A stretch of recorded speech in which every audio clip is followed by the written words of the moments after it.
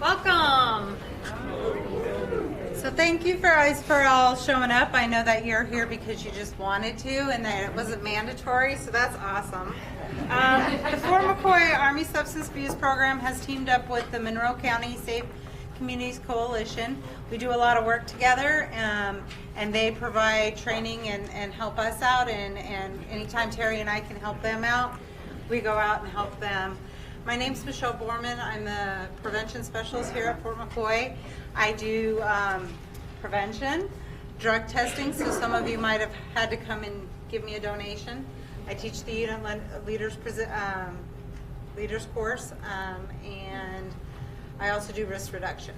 So I am happy to get to see you guys at least once a year, and thank you for coming out on a cold day. Okay. So let me go ahead and introduce them. We have Investigator Rob Walensky. He's with the Tomah Police Department. Investigator Tom Johnson with the West Central Metropolitan Enforcement Group. And Natalie Carlisle is with the Monroe County Safe Communities Coalition. She's our go-to here in Monroe County. She helps to put together all kinds of events, and so we're really happy to have that working relationship. And if you can welcome them here to Fort McCoy, and they'll put on a really good presentation for you, I promise. Thank you.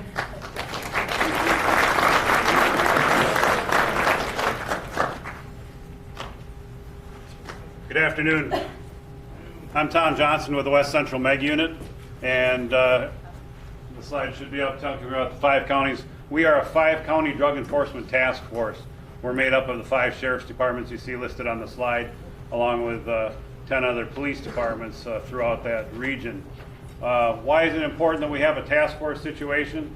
Well, in years gone by, it was not uncommon for people to pretty much stay in their own counties, work on their own cases, have drug dealers of their own that they could call home and so forth.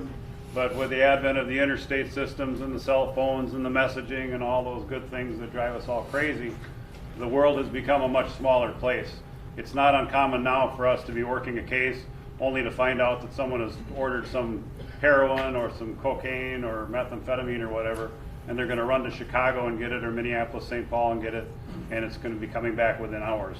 So for that reason, it's important that we collaborate with each other much more so than we used to. We collaborate with our state and federal partners in terms of our investigations. I don't know if you saw in the news just this past week, we had a case over in La Crosse where there was like 3 sheriff's departments and about 4 police departments that collaborated in a very successful operation, and that's what it takes. So that's what the task force is about. Investigator Walensky works primarily with the Tomah Police Department. He's part of a task force here in Monroe County, the Special Investigations Unit that is comprised of the Sheriff's Office and the Tomah Police Department, where they work on specialized cases or intense investigations solely, and they are also part of the West Central Meg Unit. So just wanted to give you a little background on how that works. We have the ability to work with Natalie quite often on presentations such as this, which is always a pleasure. So we appreciate being here. We appreciate your attention to this, to the subject we're going to be talking about today. So Natalie, you want to take over? As Michelle said, I'm Natalie Carlisle, and I'm with the Monroe County Safe Community Coalition. And our coalition collaborates with multiple agencies throughout the entire county of Monroe, as well as working with La Crosse County, Jackson County, and other surrounding counties. But most of the work that we do is within Monroe County. We work on substance abuse prevention and traffic safety issues. When we're working with the different sectors that we collaborate with, we pull in law enforcement, schools, faith-based organizations, parents, youth, concerned citizens, anyone who wants to work on the substance abuse issues within our county.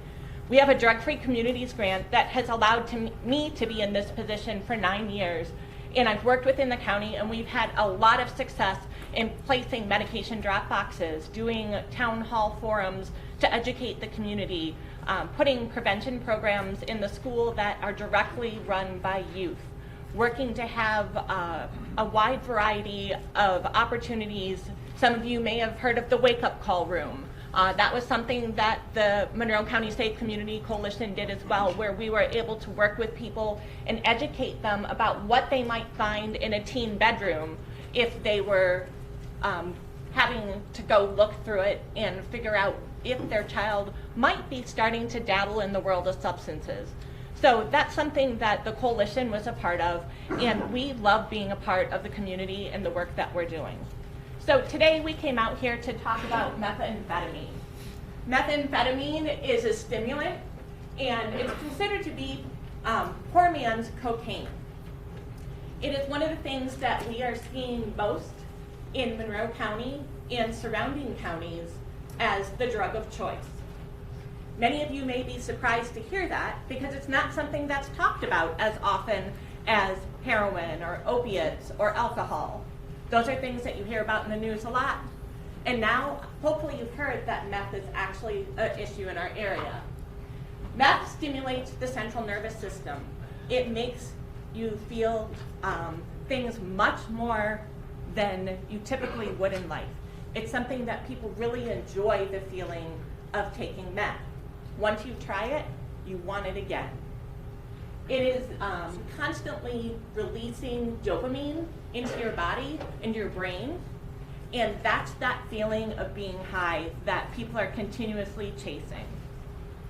Dopamine is the transmitter that causes you to feel really, really good, and it is 5 times more potent or exciting than having sex. So people are constantly seeking out this drug.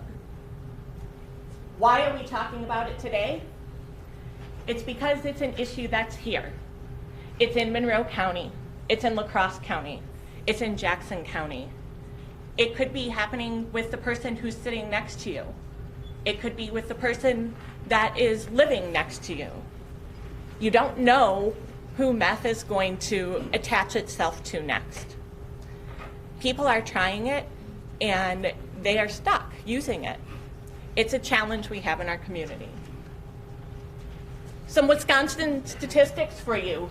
Wisconsin meth use increased 462% between 2010 and 2017.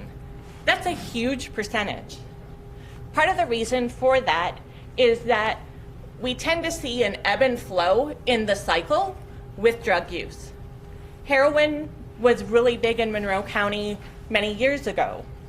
Then these guys did such a great job at helping to get some of the big heroin dealers out of Monroe County that the people who are addicted to heroin needed to start looking for some other type of drug. Meth is something that is easily accessible and is coming into our communities. When you look at this map, this is of 2018, you can see meth is all over the state of Wisconsin. If you look at the top left-hand corner, though, that's what Tom was talking about. Meth is coming in from the Twin Cities. It's being brought in, it's being distributed in the Twin Cities, and it's coming down into Wisconsin. Now that we're in 2020, it's trickled down even further. It's spread much more further. And if you look at the map, you'll see Monroe County is a lighter color blue. These are the cases that went to the crime lab. There were many more cases than that as well. So Monroe County is a darker blue as of right now.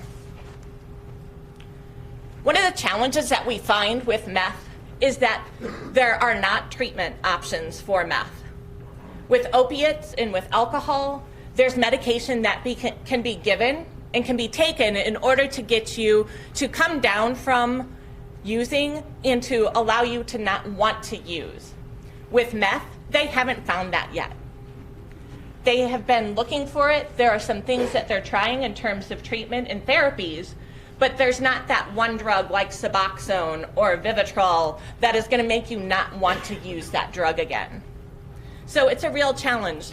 On top of that, we have the challenge in Monroe County of not having treatment facilities in Monroe County, as well as having very, very limited treatment resources in this general area of Wisconsin. So this is one of the things that we struggle with in terms of the meth addiction that is in our area.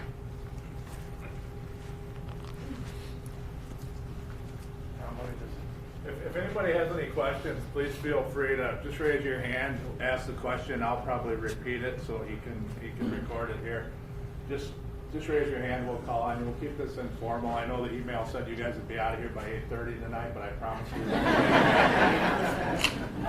We got 2 hours of videos, a couple hours of PowerPoints. We'll read and we'll be done. But no, questions are great. Kind of helps us, rather than us just sitting here talking about facts and things like that. Sometimes we can kind of gear it toward somebody's specific situation. So, Way big. if you need to, Tom's been around since they were delivering meth on horses. He's getting the gathering here up. It's great. My wife keeps asking me when I'm going to retire, and I always just say, oh, maybe next Thursday. I'm not sure. So when we talk about methamphetamine, there's lots of different names for it. Crystal meth, glass, speed, up. These are some of the names that it's given and some of the terminology that we're used to using. We deal, and Natalie alluded to the heroin issue. Heroin and meth are the two biggies. Meth has kind of surpassed heroin in a lot of areas, especially around here. So the stimulants are referred to as up. So when we listen to phone conversations, we pick mail pickups, letters, things like that, messages, Facebook, all that kind of stuff. When we look for the words like up and down, if they're talking down, they're talking heroin. If they're talking up, they're talking methamphetamine or any other stimulant. But generally speaking, it's methamphetamine. Crystal meth got its name because it looks like a crystalline subject, and we're going to show you some pictures of what it actually looks like. A lot of times people will say to me, well, what does cocaine look like? What does meth look like? Do they all look the same or whatever? And we get to the point where we take so much for granted because we deal with it all the time that oftentimes I have to show people pictures and they go, oh, really? I think I've seen that. So a lot of people take time to check their young people's backpacks or closets and things like that. And I always tell young people that your home is not a democracy. Mom and dad are king, so whatever. But those are some of the names that we commonly see. How is meth administered or taken? It can be taken orally, smoked, inhaled, or injected. We don't see a lot of people walking down the street chewing on a chunk of meth, so orally is pretty less used. Generally speaking, they'll start out by smoking it or inhaling it, and we've had the opportunity of lots of heroin users in the area, so they've gotten used to using the injection method with hypodermic needles, so that transitioned into meth as meth became more popular. So we had more people injecting it intravenously than anywhere in the state for quite a while.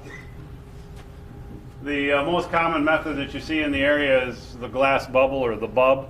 So again, I stress to people, if you've got young people, friends, brothers and sisters, spouses or whatever, that you think there's something strange going on, and you look in their property or you look in the car, you find something in the car.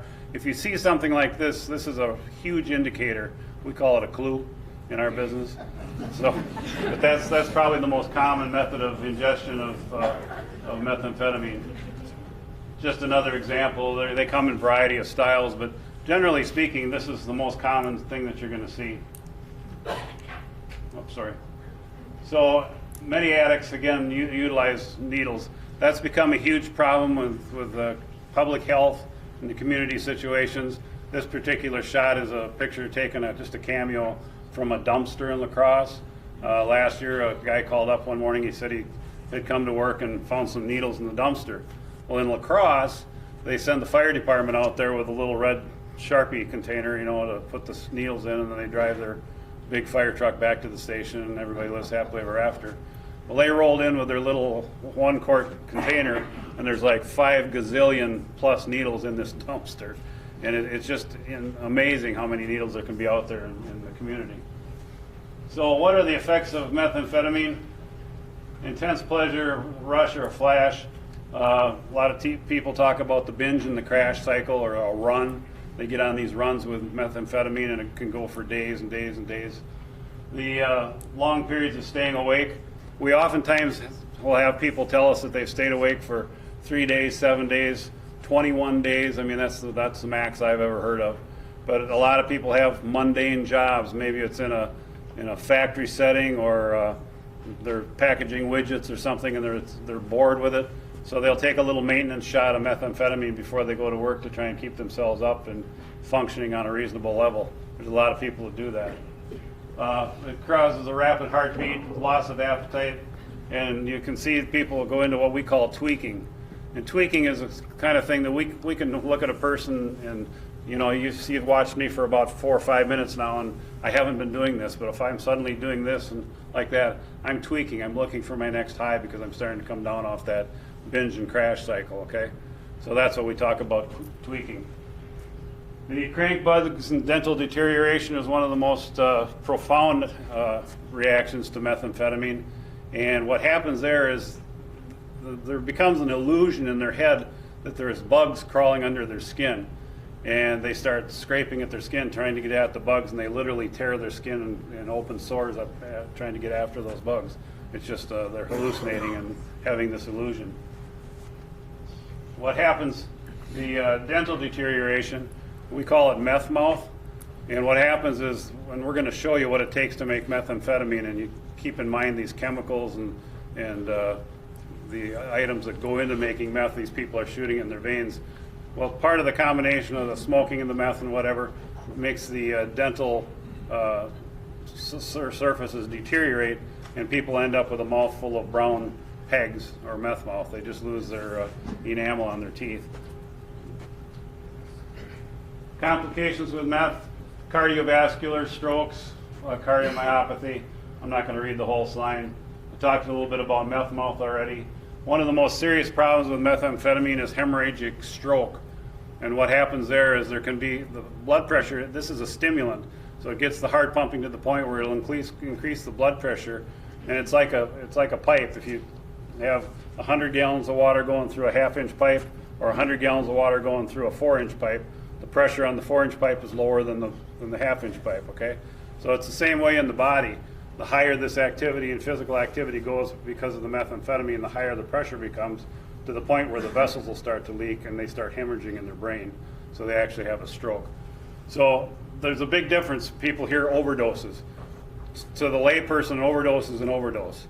To us, with a stimulant like that, we're talking about those hemorrhagic shocks or a cardiac event where they typically go into an arrhythmia based on the amount of methamphetamine they're using, as compared to that downer of the opioid or the heroin, where that simply shuts down the respiratory system. If you shut down your lungs and stop breathing, what happens next? What do we lose then? Heartbeat. Okay? So there's a big difference between the types of overdose deaths and the relation between those types of drugs. The biggest thing we see is psychiatric anxiety, paranoia, and so forth, and suicidal ideation. And those, as I said, is more common in the crash. So they binge on these drugs and binge and binge and binge. They're always chasing the dragon or chasing the high. A person will tell me, well, we thought we were going to try and get another high like that first one. The first time they take and ingest a substance, they're going to have a euphoric high. Everything is just wonderful. Once they come down and start to crash, they want to recreate that, and they'll never get there. They'll constantly chase that high, and they'll never get there. So they start using more and more and more, and the results are the things we just talked about, the cardiac events or the respiratory failures and things like that on downers. So this is one of the adverse physical effects. This is an example of an attractive young lady, and not long thereafter she looks like she aged about 40 years. This is the crank bug theory, where she scratched the skin completely away from her face. So there's two distinct styles of methamphetamine. And we deal with both in the community, and we used to deal with both more. There used to be lots of, in the 90s, and I was almost retired by that time. In the 90s, we had lots of garage labs. So everybody said, well, my neighbor's he's got to be cooking meth because it smells like cat urine and the little balls, mothballs. You combine those two, and if that gives you a thought, I wonder what that smells like. That's kind of what meth smells like in a way. Once you smell methamphetamine cooking, you'll never forget it. I'm standing here right now, it's in my brain from labs that we've been to over the years, the big labs. So there was lots of garage labs back in the day. Those became less and less as they were getting caught easier because of the smell and the toxic waste and the things they were doing with it. And then you added in the cartels in Mexico, who were able to set up these super labs. And if you watch the History channels or the Drugs Inc. and all that type of thing, those are pretty accurate. They show these labs in the jungles, and that's literally what they're doing. They're bringing their precursor chemicals in 55-gallon drums, mixing up all this meth, and then shipping it up across through the wall, or the gaps in the wall. And it becomes very inexpensive.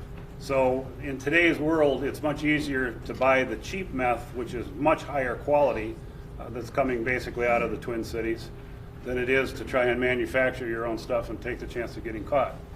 However, when we've done busts over the years, we generally see a little uptick sometimes in some of the smaller labs. The street genius chemists have decided or figured out on their own that they could make meth a lot simpler. So they came up with an idea called the single vessel or the one pot shake and bake method. And that's basically what we see now in the community if they're going to be doing meth on their own. It's a smaller amount of meth and it's a much lesser quantity. So the one pot shake and bake is local, and the crystal meth super lab sources are generally Mexico. We sit in an area right here. Our whole task force area is surrounded by I-94, I-90. We're about midway between the Twin Cities and Chicago. So we're in a great place. We've got an unlimited source. Our suppliers are real happy because we seem to be in a wide open market here. The majority of our methamphetamine comes from Mexico to the Twin Cities and comes down that way. Heroin, cocaine, and so forth generally comes up from the Chicago area. So there's different marketplaces as we see. So we're going to talk a little bit about what it looks like.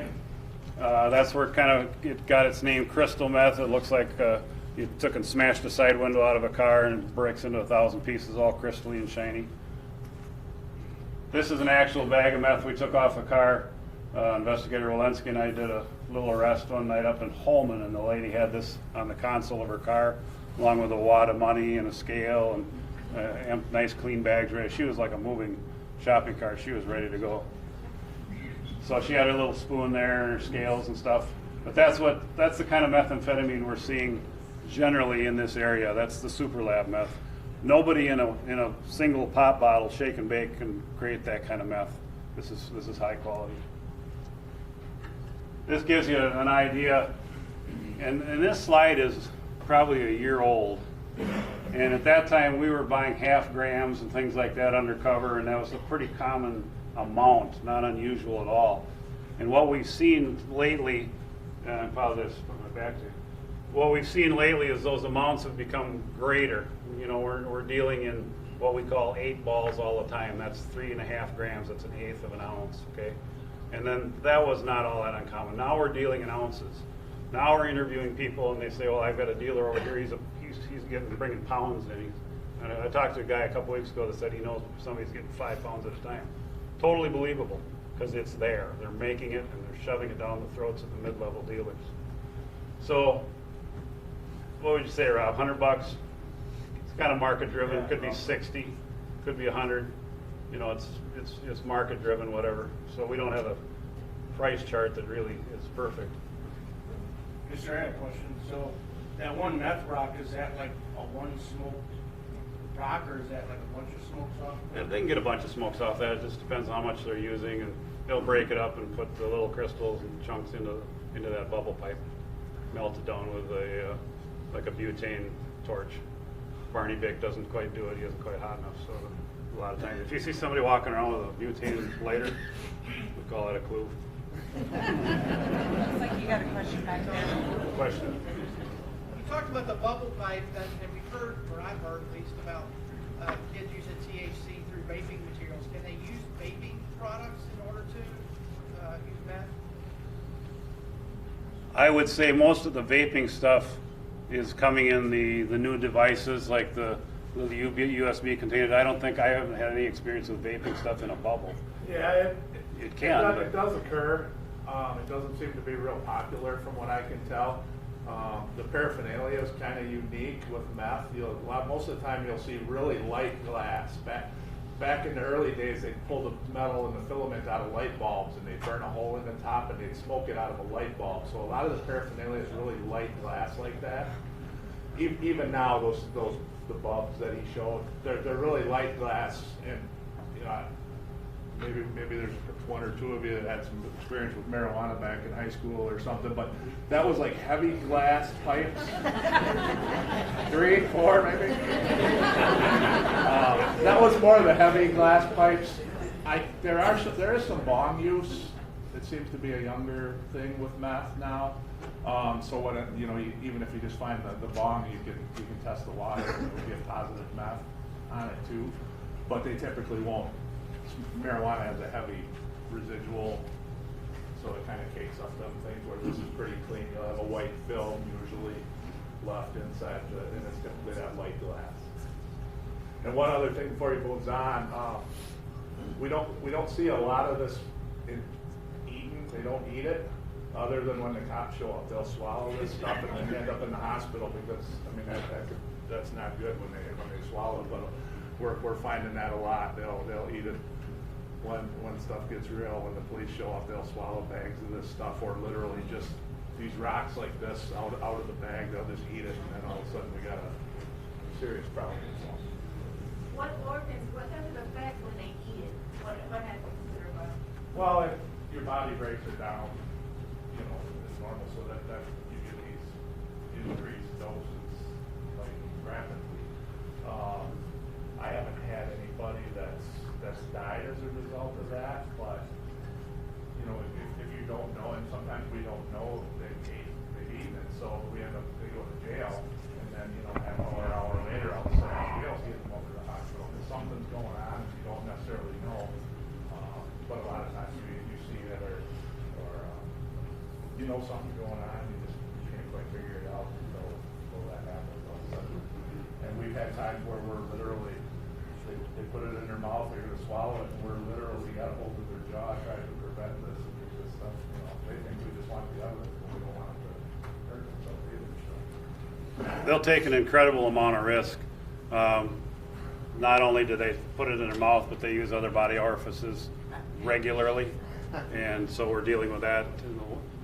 The most common thing over in La Crosse County is this new $118,000 X-ray scanner that we have as intake. So they get X-rayed now, so we can actually see if they're secreting things out to the hospital they go, or they volunteer it. It's very gross, but that's what's going on a day-to-day basis. So the packages that you see up here are what we refer to as an 8-ball. It's an eighth of an ounce. It's 3.5 grams. That is indicative of possession with intent to deliver. So if we find someone with, like the other night, we had a person with about 5 or 6 of those bags. That's a dealer level person. They're ready to deal that out to people. Okay, that's more than grams. And again, now we're getting bigger because now we're getting into ounces. This was a chunk of methamphetamine. This kind of always reminds me of the guy walking down the street chewing on a chunk of meth. That's about 2 ounces there. In and of itself, it's worth probably $1,200, somewhere in that vicinity. Drug dealing is economics 101. That's why I always tell young people that drug dealing has nothing to do with your friends or friendship. It's all economics 101. The more money they can make off the drug, the better they are. So if they can sell that chunk for $1,200, why don't they break it up into grams and sell the grams for $100?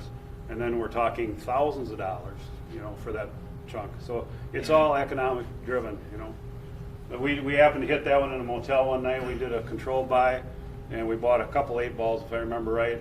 And as we were ready to pack up and leave, the source came back. We saw him coming. We all hid, and he came back in, and we arrested him. And he had that just hanging in one of his pockets, not even packaged. So, the guy's walking around with 2 ounces of meth rock in his pocket. But that's the kind of stuff that's coming out of these super labs. Just using that as an example, that's just what I'm just kind of reiterating, but that's 64 grams. So you can buy that 12 to 1,400 on the, as a whole, but then you get it and you sell it at $100 a gram. Now instead of the 12 to 1,400 that I bought it for, I'm making $6,400 if the $100 is going rate. So big market, high demand, big prices. And they're giving this stuff away over in the Twin Cities. I mean, we talked to a DEA guy out of Minneapolis just prior to the last class, so a month or 2 ago, and they're buying quarter pounds up there for $600, and in La Crosse, and even worse, in Toma and Sparta, we're paying 9 to 12 an ounce, and they're buying 4 ounces for 600 up in the city. So just driving that 2-3 hour trip is very attractive to a lot of these individuals. We just bought 2 ounces last week for $1,800. It's crazy. And the money is there. Just another example of what crushed up. This is identical to what we got the other night on a bust we did. Big chunks, ounce bags.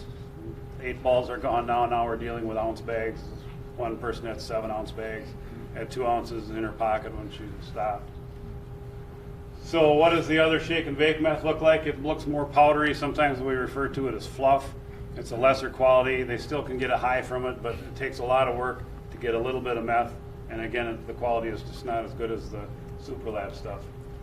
How do they make it? Pseudoephedrine. Anybody ever have a head cold? You go to the pharmacy, you buy a little bit of pseudoephedrine. You got to sign your name, give your driver's license number, and so forth.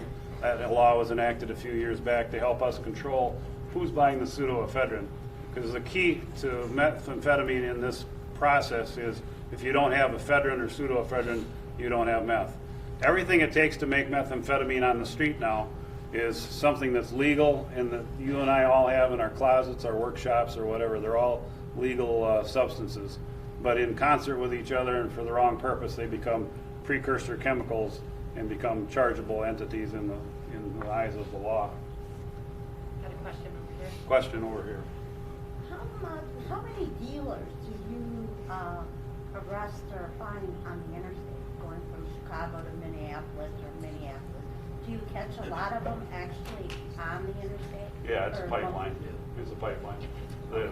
The guys that are working traffic out there make traffic stops, and they have that's a whole nother class of indicators and things that they're watching for, and probable cause gets built on arrest, the odor of something, or the ability to have a dog sniff a car and hit a positive alert, and you build the case from there like putting a jigsaw puzzle together. But yes, I can't even begin to guess how many pounds and hundreds of pounds or whatever of the different substances are going up and down that interstate. You have a quick question back. Yes? Just for your average user, what kind of jail sentence or fines are expected if you were caught with like a gram or whatever? Well, it depends on the county, it depends on the judge. It's all over the place. There's been a lot of publicity about that. I'm not faulting our judges, whatever. We support the judiciary. Some judges are a little more lenient. Is it a misdemeanor, felony? Possession of methamphetamine is always a felony. Yeah. So you're looking at any number of years. Again, I was just trying to think. We had people we did in 1917 in a conspiracy. Some of them got 12 years. Some of them got a year. It's based on their criminal history and their activity and the egregiousness of the case they're working on. The federal government has a different sentencing guideline. They have some higher minimum mandatory sentences depending on the amount of meth used. So I don't have a good answer for you. It's really all over the ballpark. There's a lot of variables, a first-time offender that gets caught with meth, and the schools of thought now with and say a 19-year-old man getting a felony conviction, trying to college loans, it affects a lot of this stuff. So there's a lot of, it's really variable. Most people are leaning toward, giving people a second chance, but what we're finding is these guys the people that are using multiple times a day.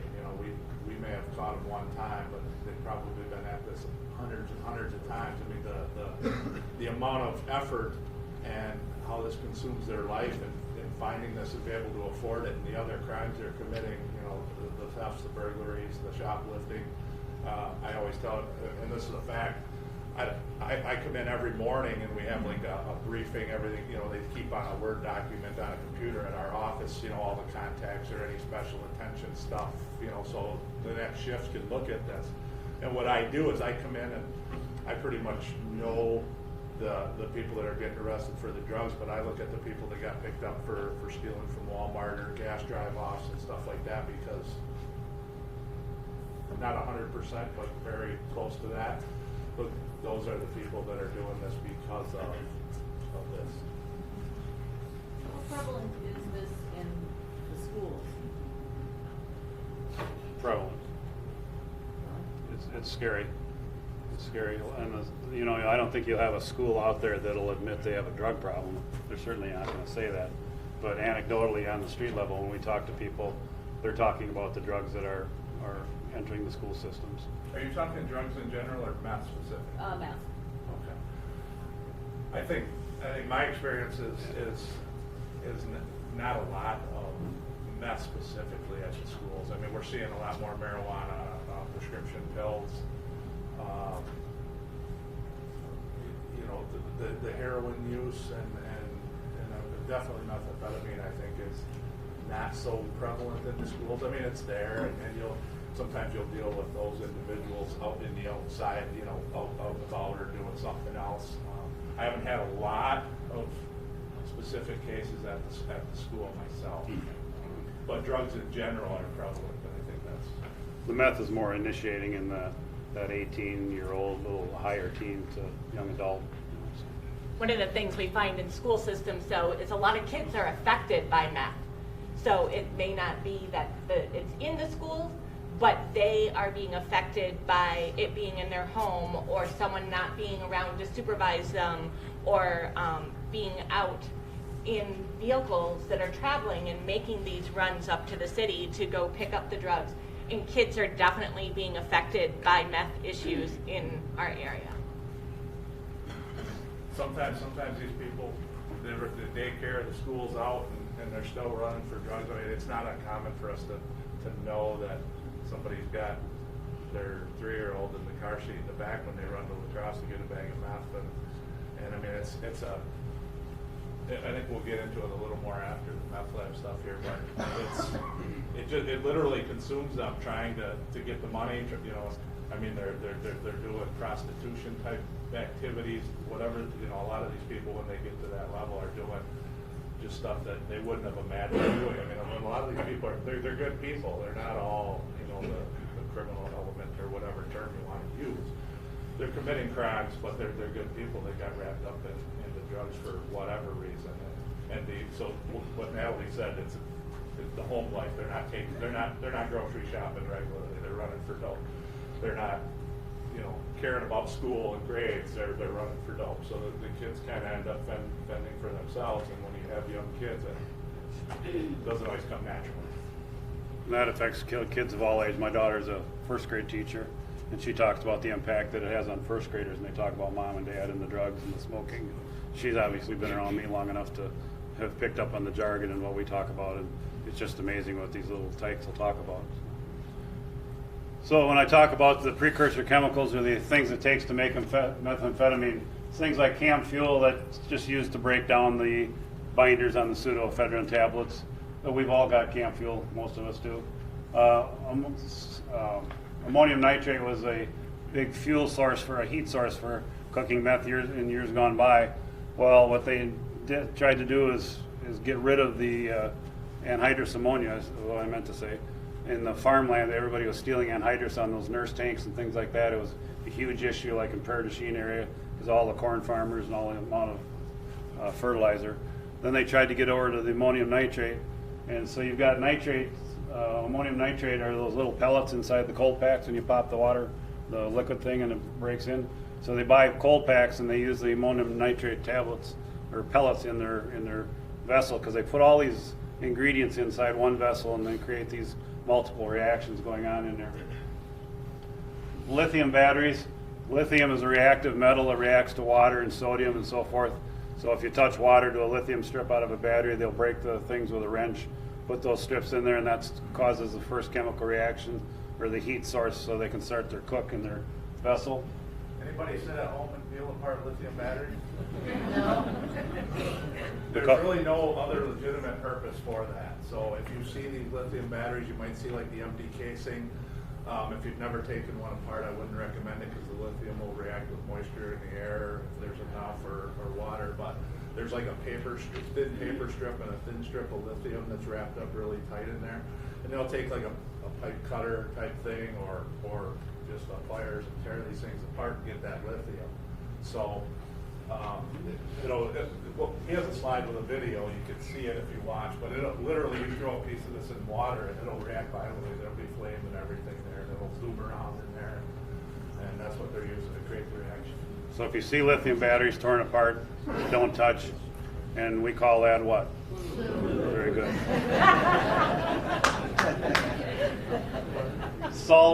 Sulfuric acid drain cleaner, again, we've all got it in our cupboards, right? Everybody uses it, totally legal. This is the only thing that you might notice. This is not exactly a factory valve, and I don't drill holes in my Mountain Dew bottles. I don't know if you do or not, but I don't. So if you come across something like that, that's a true indicator of a process in the methamphetamine manufacturing that has a potential hydrogen chloride gas. That's used as one of the final steps in gassing off the final mixture to get to their stuff they can put in the coffee filter and get their final usable methamphetamine. So I always try to bring up the fact that some of you are involved with 4-H, scouting, things like that that are on the roadside cleanups. So watch for stuff like that. If you see stuff that doesn't look right, you don't feel right about it, don't touch it. Call law enforcement. We'll send people out to check it out and evaluate it for you.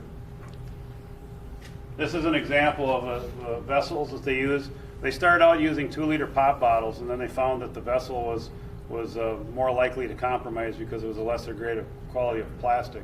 So people started using the Gatorade bottle, which is a little stronger. Basically, they put all those precursor chemicals all in one bottle, shake it up, and that reaction starts to heat and cook, and they have to keep burping to keep the pressure off the bottle, or it's simply going to compromise and burn up and explode in their lap. Because these guys are generally driving around in a car cooking this stuff on the road, a lot of them, because then they can throw their waste out in the road ditch. So again, when you see something like that, pay particular attention to it because it can be very dangerous. The black spots you see in there is actually the lithium, the tore up lithium. So obviously there isn't any moisture in these bottles right now, but a lot of times what will happen is the thing's done, they throw the bottle out, and there's no moisture with the lithium. Well, you stand that bottle up, and now there's moisture maybe in that bottle, and it touches that lithium, it'll start reacting again. And they're doing this. They're doing this on their lap driving up the highway. So you can have a reaction once moisture hits. If there's lithium left in these, just by moving that bottle and making that lithium in contact with the moisture or the water that might be in that bottle somewhere. This is an example of an arrest we did a few years back in the city of Sparta. There's 29 bottles there in that picture in different places. So every one of those bottles is a piece of time. So that each one of those is a lab. The whole operation we call the meth lab, but every one of those is referred to as a lab in and of itself, so to speak. So this one here, they don't care about the children. I found a couple of those bottles like we just showed in the previous slide in children's tennis shoes in their closets. They just lose their ability to think about their children and the impact that it has on their families. So again, this is just to show you some of the precursor type things that are used. It's hard to imagine putting Coleman Camp fuel in your veins. So I always tell people if you're at Walmart and it's in the middle of the winter time and the guy in front of you has a whole cart full of lawn and garden sticks or cold packs, and he doesn't appear to be limping or whatever we call that. Very good. You got all these bottles, this whole operation that's laid out here was literally in an apartment across the alley from the Sparta Police Department. We did surveillance from the upstairs of the Sparta Police Department, and then when we had the search warrant, the SWAT team runs out the back door of the PD and up the steps of the apartment. I kid you not. I mean, it was great. That's how brave these people are. You gotta watch those guys like a hawk. Rob, how Yes. much time does one of those bottles? You said that's a lab. How much time from start to finish? They start the process till they have the product, and how much product from one of those? One of those Gatorade bottles, I'd say a good cook 2-3 grams, 4 grams. Not a lot, but it's effective. You know. So they must be able to do it pretty quickly then. Yeah, I mean 90 minutes. Yeah, I would say an hour and a half, start to finish. And with in more of the old time, where back in the old red phosphorus labs and stuff like that, they had to clean the coatings off the pseudoephedrine and stuff first, so that was a process. Now with the ammonium nitrate and the process they're using here, they don't necessarily have to do that. They end up with a bunch of sludge and it's a little bit of dope. So, yeah, 90 minutes, 2 hours. They'll come up with that smaller quantity of meth, but then generally speaking, they may have to share that with their buddy because of that law that I had up there a while ago. They can only buy so much pseudoephedrine, so they'll send their friend to the Walgreens or the Walmart or whatever and buy a box, and then they may pay them off in product. So they may split their product up, or they may give them $50 for the box. You know, we call that smurfing. Send it in, you sign your name, be totally legal. Yeah, go ahead and start that. This video is it's a newscast from Des Moines, Iowa. It just gives you a good example of what a shake and bake really looks like. And when the bottle comes up, it'll cost people harm. A new warning for Iowans. Watch for the reaction. I'm going to try to point this out, but watch that bottle. I think it's later in the video. You'll actually see the flames in there. Flying around anywhere. News Channel 8's Mark Carlson is looking into all the concerns, and he has tonight's top story. States the Department of Public Safety says meth is surging as a problem for the state, and they're alerting Iowans to take precautions that could prevent you from becoming the next victim of a meth lab or explosion. It's an unsettling feeling, watching your home burn right before your eyes, all because someone's meth lab has gone wrong. An instance like this one has happened twice in Des Moines in the last couple of months. They're able to move this back into more populated areas, and that's why I think we've seen the rash of explosions and fires at these multi-unit places, because people can move them back into their apartments because they're not giving off that smell. Gary Kendall, director of the Governor's Office of Drug Control Policy, says that smell is gone because of a new method perpetrators are now using. That's really one of the more dangerous things about this, is that they're using a pop bottle to create a chemical reaction. A pop bottle. You see them laying around all the time, but now you might want to think twice before you or your kids pick one up. Really, just picking it up could make it unstable enough to explode, depending on how long it's been there and how much pressure's built up. This is because these sludge-filled bottles oftentimes aren't properly handled. If you do it and you don't do it right, it'll show better. There's another better shot. Fire or explosion. So it's really kind of an unstable process. A process shown here in this video from the state's Narcotic Enforcement Division. Watch as you can see the spark begin to fly. You don't have folks that are, chemists that are doing this. They're meth heads usually, so it's not the most standard of processes. And now the perpetrators are moving away from the old materials like gas cans, tubes, and anhydrous ammonia. Kendall says you may come across a meth lab while you're out for a walk, but he also says be on the lookout for what may be inside of those bottles. See somebody with a lot of cold packs or a lot of garden fertilizer, and it doesn't seem like cold pack, that much, ammonium nitrate, or shouldn't need that much. Lithium battery strips should raise a red flag for folks. This new meth-making method also has parents concerned. Many parents are posting comments on our KCCI.com Facebook page. Michelle Lee Nicholson writes, kids need to be told. I read somewhere where a little kid found one of these 2-liter bottles in a park. I've recently told all my kids not to pick up any 2-liter bottles because of the possibility of it being a shake and bake bottle. Given law enforcement says if you come across a suspicious bottle, don't wait, call 911. Good advice, Mark Carlson. Thanks a lot. So that just gives you an idea. Go ahead.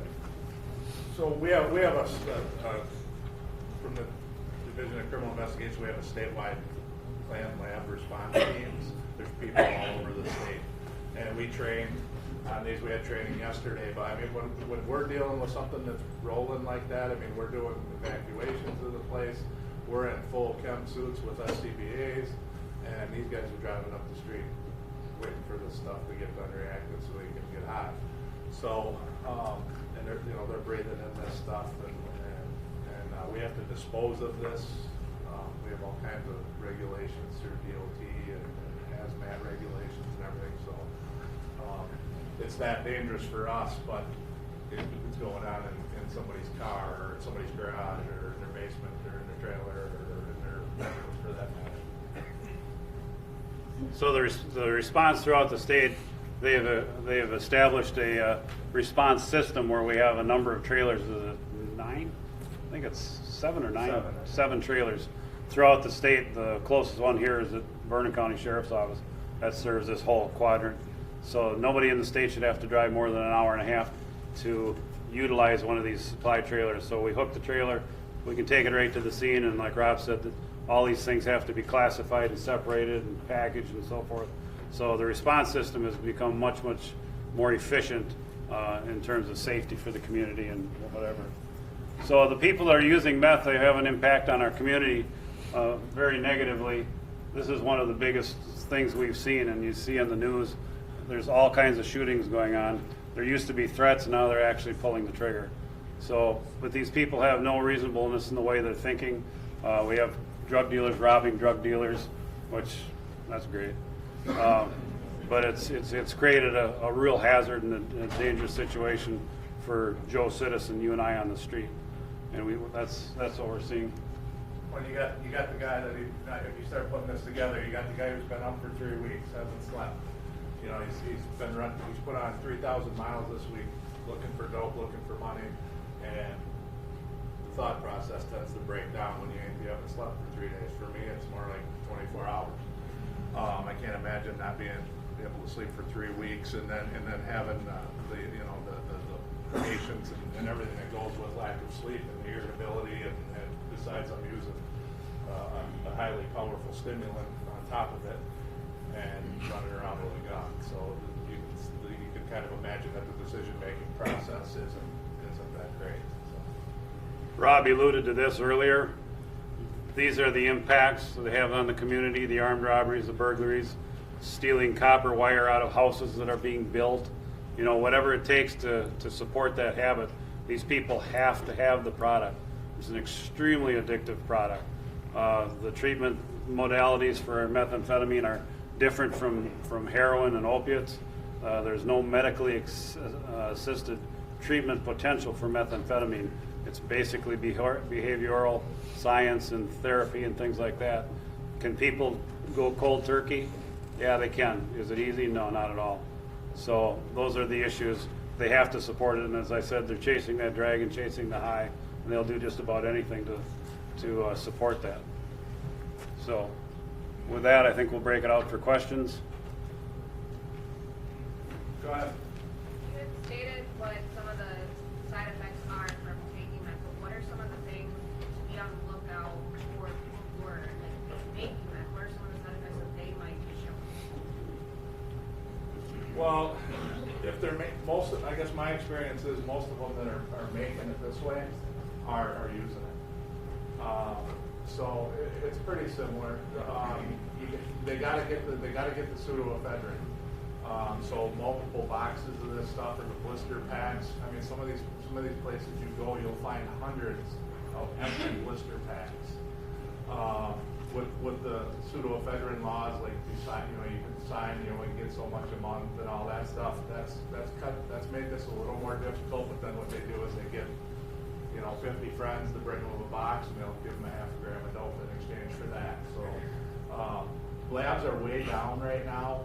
The shake and bake ones are still out there, but because it's so good and it's so cheap coming from Mexico through the Twin Cities. So, but years ago in the 80s and 90s when they had the big red phosphorus labs and the anhydrous labs that we were seeing more, a lot of those guys ended up going to prison. You think about maybe the bikers and that type of, general stereotype for back in the earlier meth days from our perspective. Now those guys are getting out of prison and stuff. So typically what you see is they're going to go back to doing what they knew before. You know what I mean? So we might see maybe some more anhydrous labs again.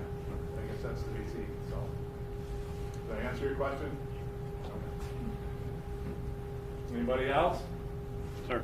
So given the lack of medical treatment options and resources for it, and the increase in the amount that you're seeing now when you're finding people in possession with intent to deliver and distribute, is there a need to increase sentencing in order to deter?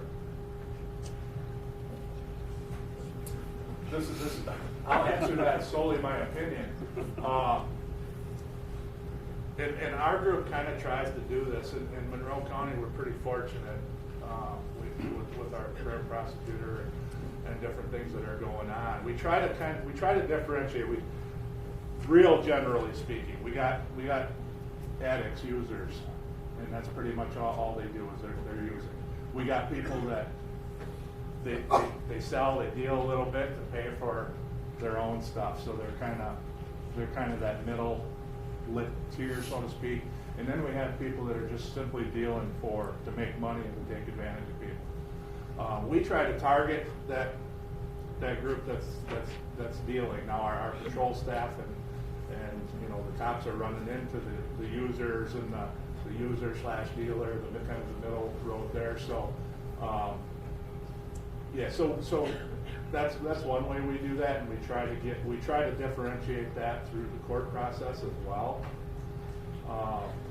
But we constantly hit this wall with what do we do with the users? They're impacting themselves and maybe their family circle or whatever, but are them the people we want to put in prison and stuff? It ebbs and flows, it seems like, with those people. They're hard, and then there's no treatment option available. I mean, there's treatment options as far as the normal addictions, the alcoholism, the gambling. It's kind of the same type of mentality, I think, with the treatment options for those people, because there's not a medically assisted way of doing it. So it's a constant battle, and it seems to kind of change depending on different judges, different counties. Big difference between here and La Crosse County as far as how things are handled. We got five judges, 5 circuits in La Crosse County, and there's days when we have a particular case and we don't have the option or the luxury of saying we want Judge so-and-so to have it. It's on a cycle, and there's just times when we just pray that we hit the right cycle. That's the reality of it. There's nothing we can do about that. We looked in terms of, my personal opinion again is, we can't arrest away the problem, and nor can anyone counsel away the problem. We have to collaborate, but I am a firm believer in constant fighting of the problem from an enforcement standpoint to attack that supply source and create an alternative or a deterrent factor. Sometimes, a lot of people you can go about your business and live your life and do what you do, and you don't necessarily aren't cognizant of this, or you don't necessarily see it. I think more in our world, we're kind of on the other extreme. It seems like, and this is far from an accurate statement, but more of an analogy, it seems like everybody uses meth. It's the only people we have contact with. So, I mean, I walk out the back door of the PD and I got somebody walking down the alley with a bag of meth hanging out of their pocket. I mean, it just seems like, I don't know if that's just my luck or because I'm cognizant of it, I live in that world. So, you can't arrest them all, and then when you do arrest them, how do you change that? That's the magic question with a lot of these drugs, even with the heroin. We're about out of time here, but if you got to leave, feel free. If there's questions, we'll be here for a little bit. But we had one more question over here.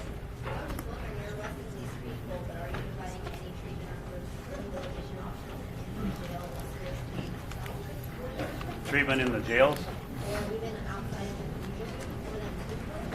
There's some task forces being built in La Crosse to provide that type of treatment and work towards that end, and we have a lot of programming that's supplied in the jail. One of the last things I'd like to say is that the Monroe County Safe Community Coalition is always looking for people who are concerned about our community and would like to help substance abuse prevention. And you are part of the solution. Lock up your cars, keep your purse by you, make sure you lock your doors, because that's part of the prevention effort you can have with helping meth issues in our community.